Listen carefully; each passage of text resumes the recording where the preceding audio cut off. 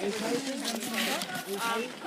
ahead of Candace? Candace, can you go ahead of me? So that he's not stepping on your heel. Not here. But he should be back there because he's not even stepping. Candace, he's going faster than people ahead of him, which means he's going to step on. We're not going to go over the bridge because the claws on the bottom of your snowshoes are going to get stuck. Okay? Alright. Isn't that fun? Yeah. So fun, we're all gonna die.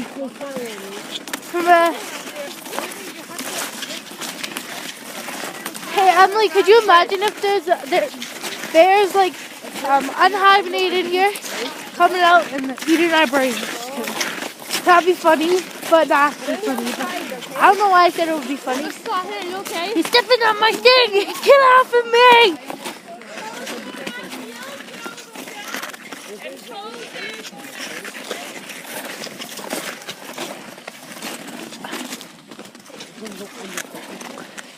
You're not to go to the side of the bridge, you're not to the other side. Be careful. I'm gonna go on the bridge. Yeah. This is gonna be harshest. Okay, so put your toes. Put your weight on your heels. Put your weight on your heels. What? Oh god. On the toes. Yes. There we go. Good. Oh my god. Ah! No shooting. It's fun.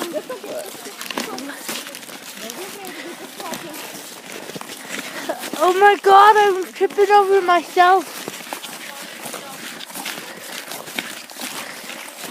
I'm stepping on myself. There we go. There we go. Good job. Oh crap. Damn. Ooh, it's beautiful over here, isn't it, Musahi? We're in the middle of the woods.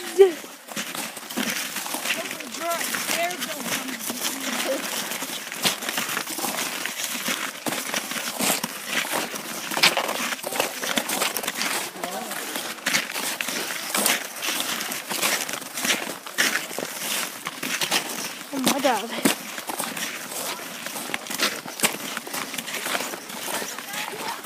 So much fun when you fall on your face.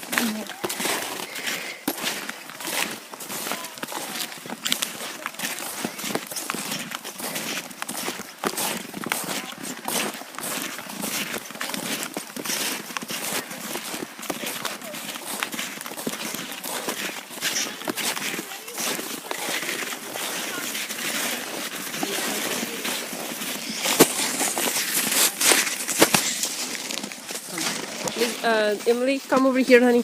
More people. Emily, come be my friend. We've come to a pretty interesting clearing. Joe, you scooch over to Ivan. Okay, everybody's going to kind of scoot over because these last two will kind of be able to squeeze in, then it'll come up. Nice. Scooch over, scooch over. Scooch over, scooch over. Perfect, right? Good job. Awesome. And there you go.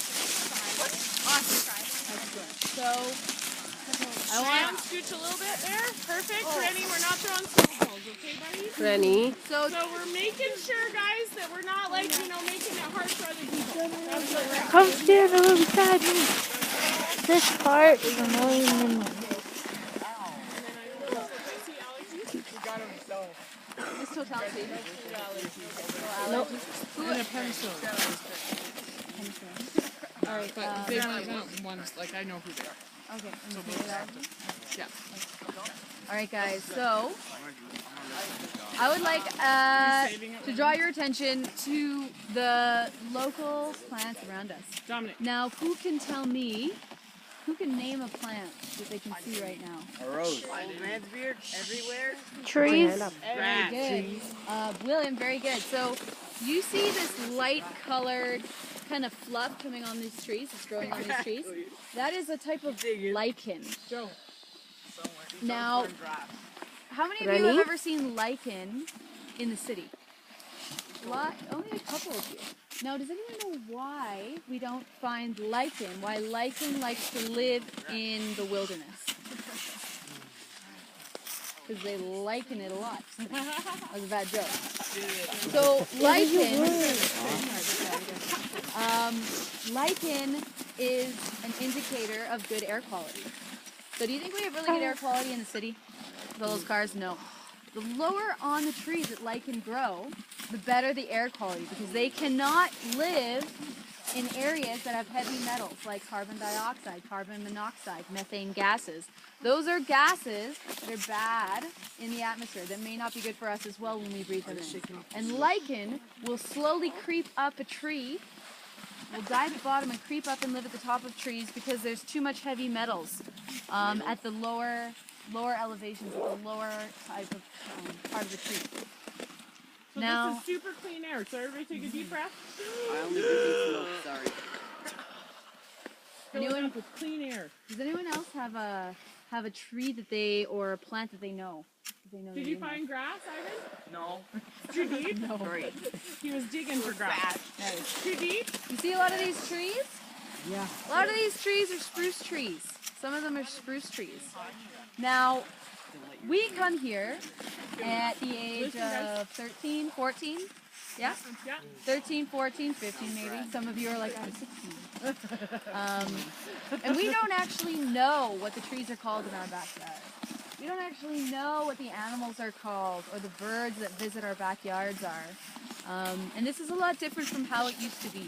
First Nations people, when they were young, they would grow up learning, Mom, Dad, who are my relations? Who am I related to? Who are my family? And their parents would take them to the front of the window and they would say, you see that tree? That is your relation. They would say, you see that deer? That deer is your relation. That rabbit is your relation, because you and the earth are connected. You are all related. We are relations with the earth because the earth, the creator, supported them and created them. Now, we live in cities. We do not live as the First Nations people did off the land. We live in cities. We live in these big high-rises and buildings that create walls between us and nature. So we no longer know the names of our plants. We no longer know the uses of these plants. And I'm here today to maybe break down some of those walls and to teach you guys about these creatures and things that you can use in your day-to-day life and bring back with you home and perhaps teach other people.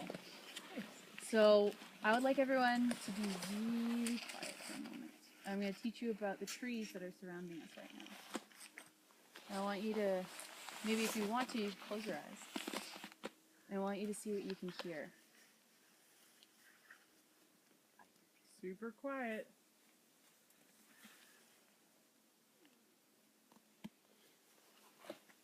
Now, I can kind of hear some cars in the background, but before, this used to be just wilderness. And there was nothing else around here.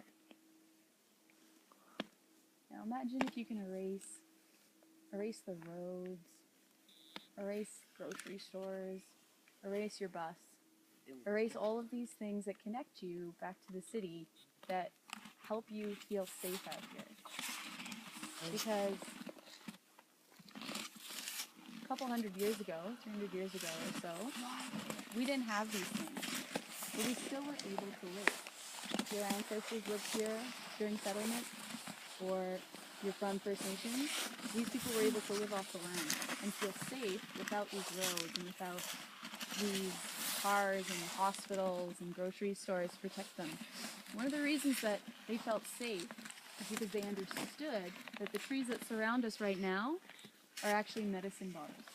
So instead of needing to go to the hospital to cure things, they would go to these trees.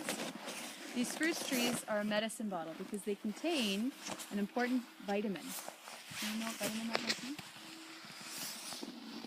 Vitamin C. So the first settlers, when they would come here, they get their vitamin C from strawberries and oranges and fruit.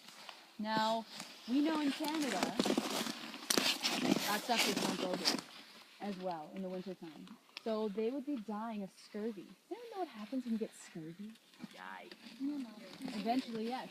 So yeah, your mouth, your skin, your hair will fall out, your teeth will fall out, your skin kind of like sloughs off your face.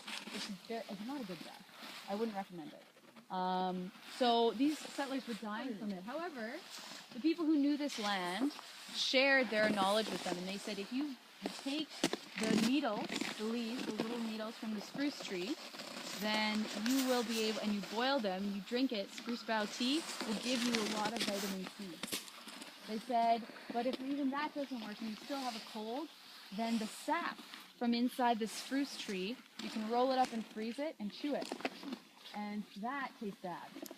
But it is the very first throat lozenge because it would actually cure sore throats. And according to some legends, it would actually make the women's teeth very, very white. And the third thing they could do with it, if they really didn't want tea and they didn't really want to chew the sap, is they can actually take the essence of the spruce bough needles and they could make beer with it. Now, according to legend, some captains, like James Cook, would actually create spruce beer because their sailors didn't want to drink tea all the time. They would be getting very sick and scurvy on their long voyages between the Dominion of the UK, of England, to Canada. So they would create big barrels of this spruce beer. So they'd be able to drink beer and be happy and merry, but also be getting a little bit of their vitamin C intake for the day. So when you look around you, don't just see trees for cutting down, trees for building houses, trees for making fires, but also see a medicine bottle that has saved thousands of lives from the Canadian winters in the past. Pretty cool. And it's also a home to many lovely animals. I did a little walk before you guys got here and I saw a couple woodpeckers and I saw a couple ravens. So why don't we see what other animals we can find today? What other animals do you think we're going to see among the trees? Bears? Maybe. Now bears do live here, very frequent. Many black bears frequent this area. However, right now they're more likely in torpor. They're sleeping. Anyone else have an idea of an animal we might see within the trees? Bird. Birds? Very good. Any other ones? We see them a lot in Calgary, specifically in Hawkwood, where I live. The big bushy tails. Beavers? Beavers, That's a maybe. big tail. That's a big tail, Bushy but tail. bushy Lots of tail. hair. Rabbit, very good. And we are actually Not currently. Oh, really? But that's okay too. I was thinking Oh. rabbit. Squirrels and rabbits. Both have tails. Now, we're actually pretty lucky because we're actually wearing a namesake of the rabbits. Our snowshoes. Snowshoe hair. Snowshoe hares inspired people the idea to create these because before we would just be walking with our shoes and then we'd walk into a big snowbank and we'd go, trust me, I've done it before and it's not easy to get out of. So the First Nations people used to create snowshoes out of willows and then they would walk on the top of the snow just like the snowshoe hares would. If we were a snowshoe hare, guess how tall our feet would be? How you think, how tall would our feet be if we were a snowshoe hare? Probably about up to our shoulders. Whoa. That's about the same ratio. So we'd be like standing up there. Yeah, it would be like massive feet. It'd be really hard to walk around. Now we might see some jackrabbits outside, some snowshoe hares, but the snowshoe hares might actually be hiding from predators. What predator loves to eat snowshoe hares? Birds? Big birds, very true. Big eagles love to eat them. But what else? I'm thinking something. A fox. Somebody say something over there. A fox? Foxes, very good. What's another animal? It's an animal that also uses big paws to stand on top of the snow. I would say wolves. Very still. Okay, so you're close. Mountain lion is what she's saying. So mountain lion would take a hair for sure. Mountain leopards? Close. We don't have any leopards in Riddle it. Canada. What did you say? We already said fox. They're cat-like Lynx. Very good. or bobcat. Lynx and bobcat are very closely related to each other. A favorite food of a lynx is the snowshoe hare. I said lynx and bobcat. Okay, that's okay. So we're going to play a little game called Lynx and Hare. And we are going to have, let's